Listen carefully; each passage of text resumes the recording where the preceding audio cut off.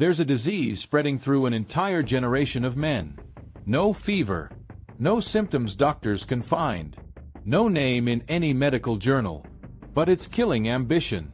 It's killing marriages before they start. It's killing the version of you that was supposed to exist by now. And the terrifying part? Most men carrying it have no idea it's there. They look successful. They post the gym pictures. They laugh at the right jokes. And at 11 p.m., alone, staring at a ceiling, they feel absolutely nothing. By the end of this video, you're going to understand exactly what this crisis is, why it's spreading faster than anyone in power wants to admit, and, more importantly, how to make sure it never takes root in you. This isn't a video about motivation. Motivation is a symptom. What we're talking about today is the disease underneath it. If you've ever felt like you're doing everything right, working out, working hard, trying to build something, but still feel disconnected, restless, and quietly unfulfilled, this video was made for you. You are not broken. You are not weak. You are experiencing something that psychologists have been documenting for over a decade, but that almost nobody talks about in plain language. By the time this video ends, you'll be able to name what's been happening to you. And once something has a name, it loses its power over you. Here's a statistic that should terrify you. Research on American friendship patterns has found that the number of men reporting zero close friends has grown sharply over the last 3 decades. A change so steep that sociologists now call it a friendship recession. Not a decline. A recession. Picture Daniel. 31 years old. Good job. Nice apartment. 200 Instagram followers who'd show up to his funeral out of obligation, not grief. Daniel talks to people every single day. Co-workers. Group chats. Dating app matches. And Daniel has never felt more alone in his life. Here's the psychology behind it. Humans evolved in tribes where survival depended on deep, reciprocal bonds. Research on the need to belong shows that a lack of genuine connection doesn't just make you sad, it degrades your ability to self-regulate, make good decisions, and resist impulsive behavior. Loneliness isn't an emotion. It's a slow leak in your operating system. And most men never notice the leak, because modern life gives you the illusion of connection without the substance of it. But this is only half the story, because isolation alone doesn't explain the emptiness. There's something feeding it. Every generation of men before this one had something brutal but clarifying. A clear mission. Build the farm. Provide for the family. Survive the war. Win the trade. The mission was hard, but it was obvious. Today, a man can have every material comfort and still wake up asking, "What am I actually for?" Think about Marcus. Mid-20s, decent salary, no real direction. He's not lazy. He's not undisciplined in the traditional sense. He simply has never had to answer the question, "What is my mission?"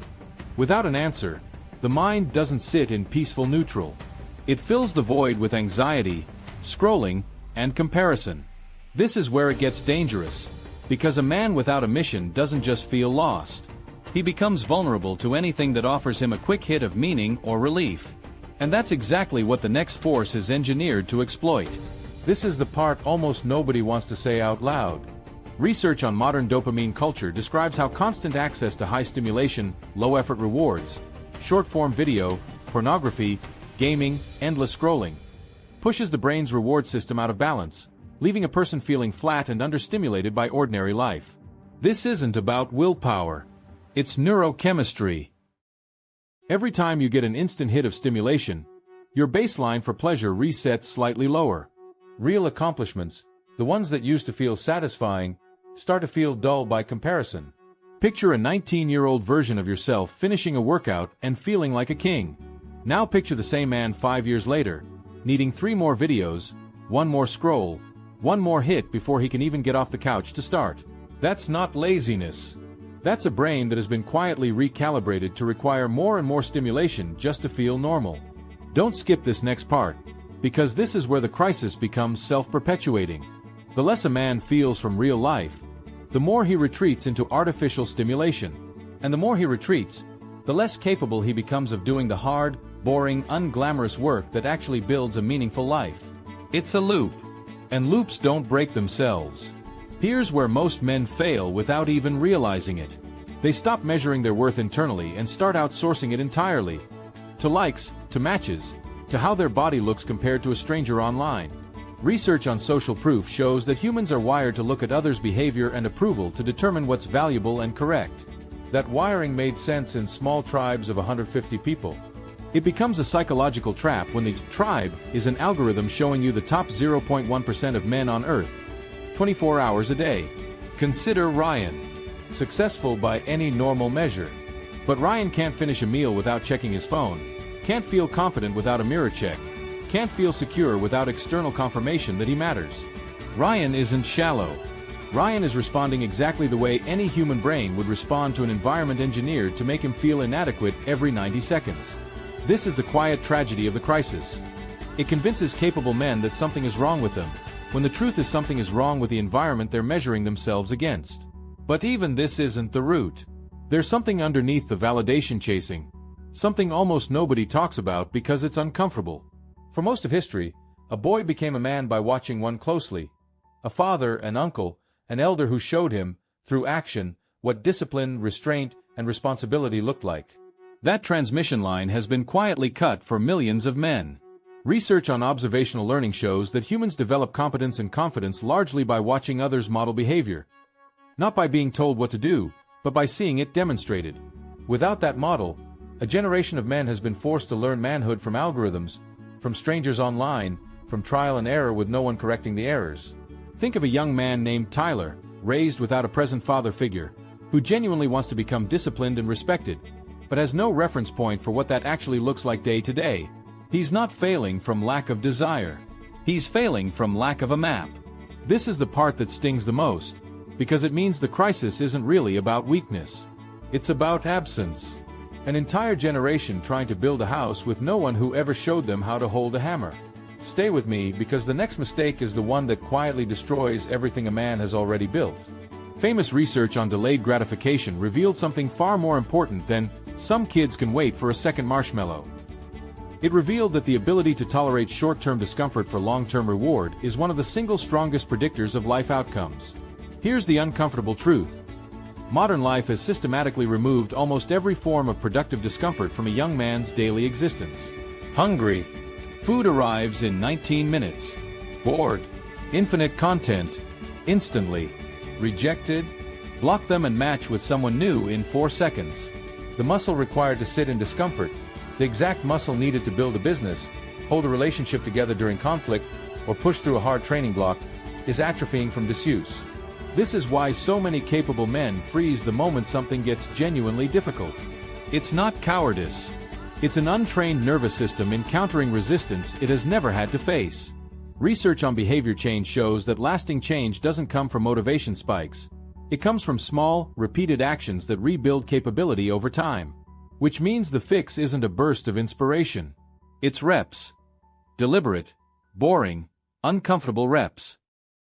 The final lesson is the most important one, because it's the one that finally connects every piece of this crisis together.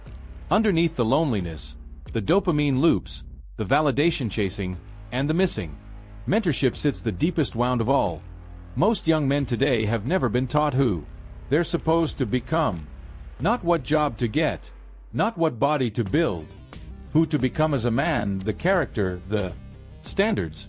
The code he refuses to break even when no one's watching.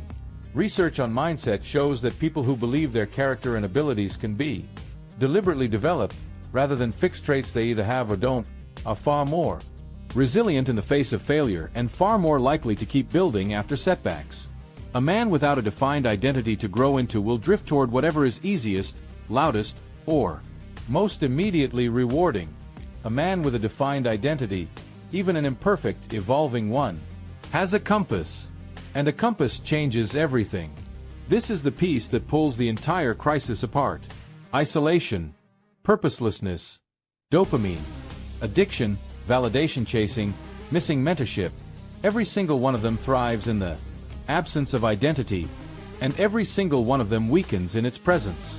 Here's what nobody selling you a quick fix will tell you. There is no single video, supplement, or morning routine that cures this. But there is a starting point, and it's simpler than you think. First, rebuild one real connection. Not a group chat. One person you call, not text, once a Weak. Even a small number of genuine relationships meaningfully restores psychological stability. Second, install boring discomfort on purpose. Cold showers, hard workouts, waiting before responding to urges. You are retraining the exact muscle that decides whether you build a life or coast through one. Third, reduce your dopamine ceiling deliberately. Structured periods away from high-stimulation content allow your baseline sensitivity to reset, making ordinary life real. Conversation, real progress, real effort feel satisfying again. Fourth, become the mentor you never had. If no one modeled discipline for you, you can become the model for someone younger, and in doing so, you'll rebuild it in yourself. Fifth, define your code before life defines it for you. Write down in plain language the man you're building toward, not vague, specific. Then don't aim for a transformation. Aim for one small, repeatable action that moves you 1 inch closer every single day. The silent crisis destroying young men isn't laziness. It isn't weakness. It isn't a character flaw. It's the predictable result of isolation, missing mentorship, engineered dopamine loops, and an identity nobody ever helped you build. But here's what matters more than any of that. None of it is permanent. The moment you can name what's been happening to you, you take back the power it had over you in silence. You don't need to fix everything today. You need one honest conversation, one uncomfortable rep, 1 hour without your phone, one decision to become the man nobody modeled for you. That's how the crisis ends. Not with a breakthrough, but with a beginning. The men who win this decade won't be the ones with no struggles. They'll be the ones who named their struggle first and refused to stay silent about it. If you want to become the kind of man who commands respect, builds real discipline, and never gets swallowed by this crisis, subscribe now, because every week we break down the psychology of confidence, discipline, and success that nobody else is teaching you.